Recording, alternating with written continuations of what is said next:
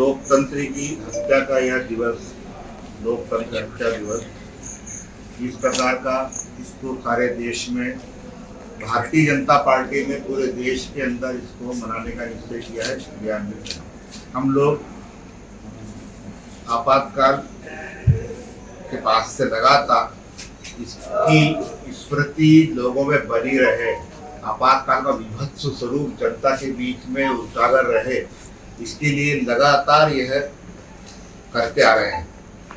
इस बार 50 वर्ष पूरे होने पर जनता के बीच जाकर कांग्रेस का वह कुत्सित चेहरा, वह कलंकित चेहरा दिखाने का पोस्टरों के माध्यम से, प्रदर्शनी के माध्यम से, वीडियोस के माध्यम से हमने प्रयास किया है।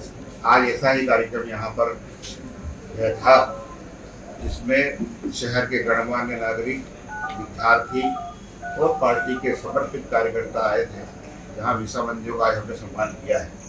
यह दिन भूलने लायक नहीं है और ये सदैव स्मरण इसलिए भी रहना चाहिए ताकि आने वाले समय में अगर कोई तानाशाही प्रवृत्ति किसी के अंदर पैदा हो और वह ये प्रयास करे तो उसे यह भी याद रहे कि इस देश के 60 करोड़ लोगों ने उस समय पूरे देश के अंदर आंदोलन खड़ा करके और लोकतंत्र को फिर से स्थापित करके लोकतंत्र की विजय हुई। इसलिए वह दमन चक्र भी जनता को याद होना चाहिए कि कांग्रेस का असली चरित्र क्या है।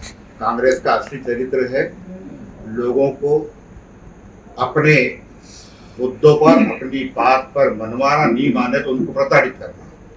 तो यह उस समय हुआ। India is Indira, Indira is India, ऐसे चापलूसों से भरी हुई कांग्रेस आज भी वही कांग्रेस राहुल गांधी और सोनिया गांधी की पिछले को बनी हुई है। और जब जब कांग्रेस सत्ता में रहती है तो वह यही प्रयास करती है, जो न्यायपालिका है, चाहे वो कार्यपालिका हो, चाहे विधायिका हो, सबको अपने रबर स्टैंप बनाने का प्रयास करती है। कांग्रेस ने उस समय भी ये सब किया, चाहे वो पत्रकार साथी, आप लोग हमसे ज़्यादा जानते हैं कि पेपर की सेंसरशिप क्या होती है, लगाना क्या होता है, कठोर सेंसरशिप क्या होती है, और प्रेस को कितनी स्वतंत्रता थी। वहाँ लेख लिखने के बाद में, चार्ज होने के बाद भी प्रकाशित हो पाते थे। कांग्रेस के पक्ष के हैं, इंदिरा के पक्ष के हैं तो ठीक है। तो ना पत्रकार स्वतंत्र थे, ना कार्यपालिका स्वतंत्र थी, थाने यातनागृह बन गए थे, पूरा जेल, देश जेल में बदल गया था। 1,40,000 लोगों को जेल में ठूस दिया गया।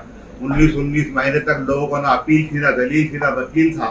22 लोग केवल कस्टडी के अंदर मारे गए।